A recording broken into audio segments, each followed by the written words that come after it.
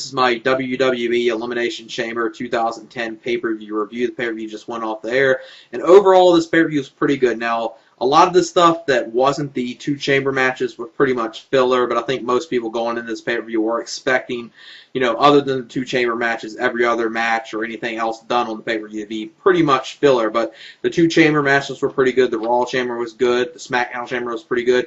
And I gotta say, the Raw chamber, with the ending of it, when I get into my review of it, definitely didn't expect the outcome, and a good little swerve at the end of the match as well. Now let me get on to my Elimination Chamber 2010 pay-per-view review. The opening matchup was the Raw Elimination Chamber for the WWE World Heavyweight Championship.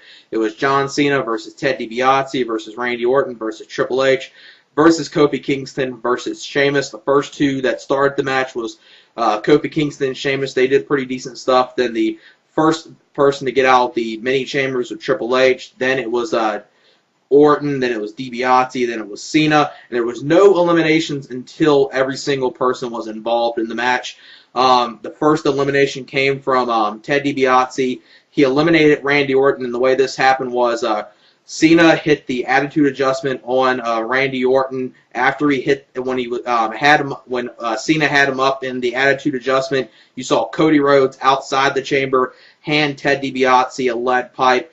And it looked like he was going to hit Cena with it, but he actually hit Randy Orton with it. Then after Cena hit the attitude adjustment to Randy Orton, then he hit Cena with it, so Ted DiBiase eliminated Orton that way, building up to the match that a lot of people were expecting to see at Mania, Ted DiBiase versus Randy Orton. I think it was pretty good build-up to that match, and I'm pretty sure that Orton and DiBiase will put on a very good match at WrestleMania. Then the next elimination came from right after this. Pretty quickly after this, you saw Kofi Kingston. You saw him eliminate Ted DiBiase. Then the next elimination came after that, Sheamus eliminating Kofi Kingston. So the final three in this match was Triple H, Sheamus, and John Cena. And surprisingly, Sheamus doesn't go all the way to the end. Like a lot of people were expecting Sheamus to walk out as the champion in this match. He actually doesn't. He gets eliminated by Triple H after hitting the pedigree. And the final two are Triple H and John Cena.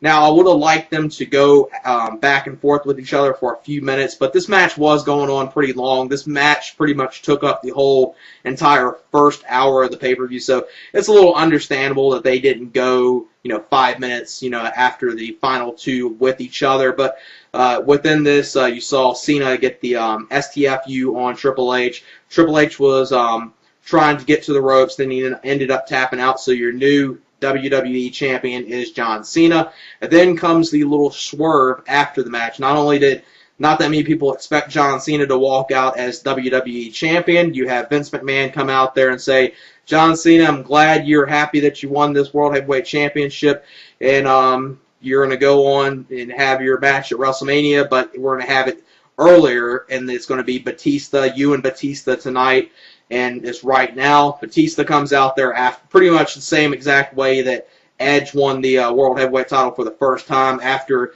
Cena was in like a 40 to 50 minute elimination chamber.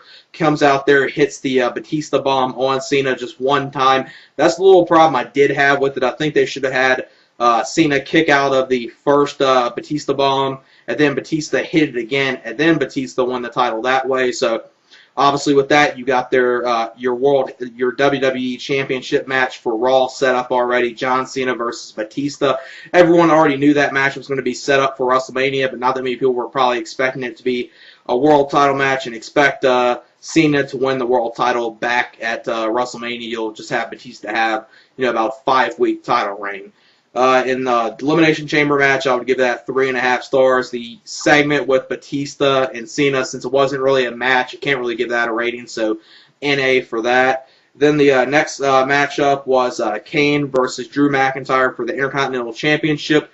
This match just dragged on. It wasn't anything that was like a god-awful worst match ever or anything, but it wasn't anything spectacular. It's just a pay-per-view filler match, which pretty much every single match other than the two chamber matches were at this event. You actually saw some mat wrestling in this match that you wouldn't expect to see between these two. I enjoyed some of it, but these two types of stars, especially Kane doing mat wrestling, his type of character shouldn't be doing mat wrestling or anything like that. Drew McIntyre ends up hitting the Future Shock DDT to Kane to retain the Intercontinental Championship. At best, I would probably give it, 1.5, maybe 1 3/4 stars.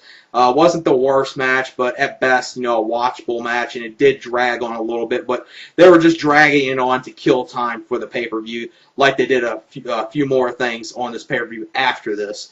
Then the next matchup was supposed to be Maurice versus Gail Kim, but then this was supposed to be for the Divas Championship to crown who's going to be the new Divas Champion, but Vicky Guerrero came out there and said this match is not going to be happening and turns it into a women's tag match. So Maurice and Gail Kim are teaming up to take on Layla and Michelle McCool.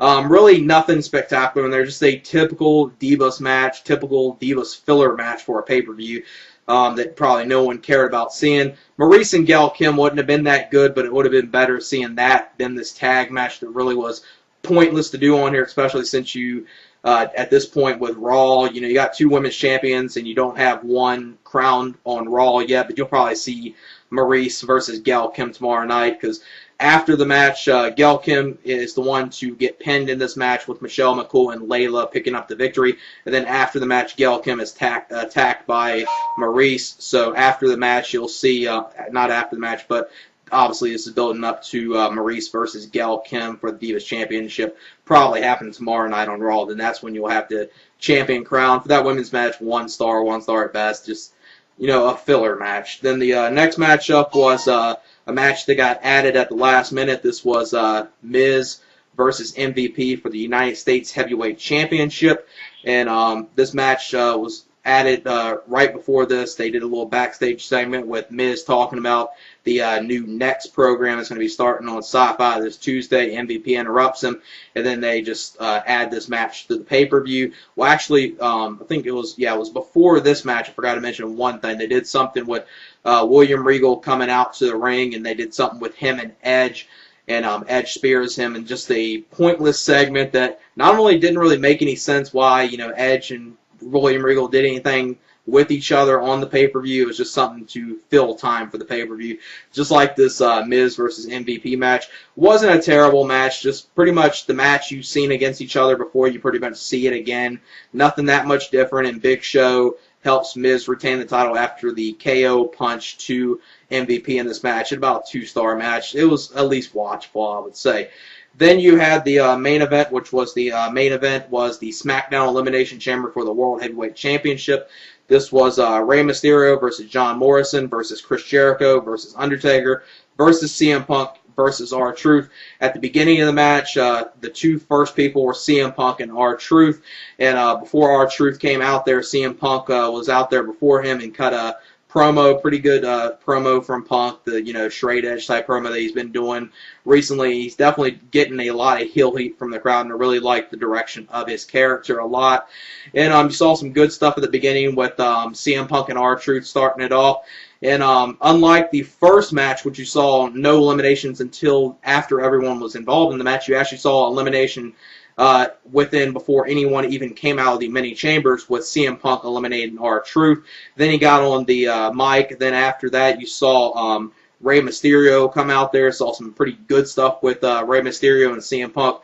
Very good stuff with them two. And then Mysterio at this point eliminates CM Punk. And then Jericho's the next one to come out the mini chamber. For about 5 minutes, you saw very good stuff with Chris Jericho and Rey Mysterio, like you would expect. Them to have very good chemistry with each other, and really have never pulled off any bad matches or any not working good with each other. They did some good stuff in this match against each other.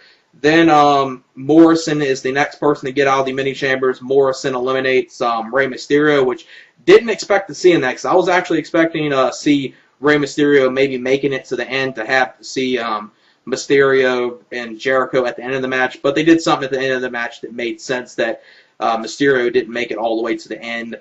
And then Undertaker comes out there, so you have Taker, Morrison, and Jericho in there. Obviously, everyone was probably already knew what was going to happen. Morrison is the first person to get eliminated there. Undertaker eliminates him. Then at the end of it, you see Jericho and Undertaker, they do a lot of good back and forth stuff with each other. It's really like teasing Taker, looking like he's going to defeat him. Looks like Jericho's going to retain. A lot of good false finishes. Then out of nowhere, which a lot of people expected him to have some involvement in this match, so it's not a surprise, but it's one of those good type of predictable things I think turned out pretty good. You saw Shawn Michaels come out from one of the come out pretty much from under the ring. He removed one of the steel things outside the ring where the chamber was to get in the ring and super kick Undertaker. Then Undertaker is pinned by Chris Jericho, so Shawn Michaels pretty much helps Jericho win the title and costing Undertaker the title to build up their match at WrestleMania, Undertaker versus Chris Jericho yet again at WrestleMania 26, a rematch from WrestleMania 25. Very good chamber match, a lot of good stuff in there. And even though this one, unlike the Raw Elimination Chamber, was predictable, that everyone pretty much knew that Chris Jericho was going to be the one to walk out as champion because you've been building the stuff up with Chris Jericho and him on Monday, Chris Jericho and Edge on SmackDown with cutting edge segments and stuff like that. And a lot of people already expected not Jericho, but Shawn Michaels to come in the match to cost Undertaker the title. It was one of those predictable type matches that came out good, and there was some good stuff in it. Like especially one thing within the match that was not predictable was Morrison actually lasting longer than Rey Mysterio. I did not see that happening, but Morrison did some good stuff in there. Very good chamber match. This was the better of the chamber matches, which with the talent in there, I think most people going in this pay-per-view were expecting the SmackDown chamber to be better. Very good SmackDown chamber. I would say 4 stars. Very good chamber match. Really good. And overall, with this pay-per-view, like I said, the 2 chamber matches are really the only good things of this pay-per-view. Everything else was pretty much filler. But the 2 chamber matches pretty much took up so much time with this pay-per-view that those are the main things and the main selling points of this pay-per-view. So even though, other than the 2 matches, the 4 stars, SmackDown chamber and the 3.5-star Raw chamber, everything else was, 2 stars or less. Those 2 matches took up so much time, and those were the main focus of this pay-per-view, that I would say overall, I would give this pay-per-view a passing grade. I would give it a 7 out of 10.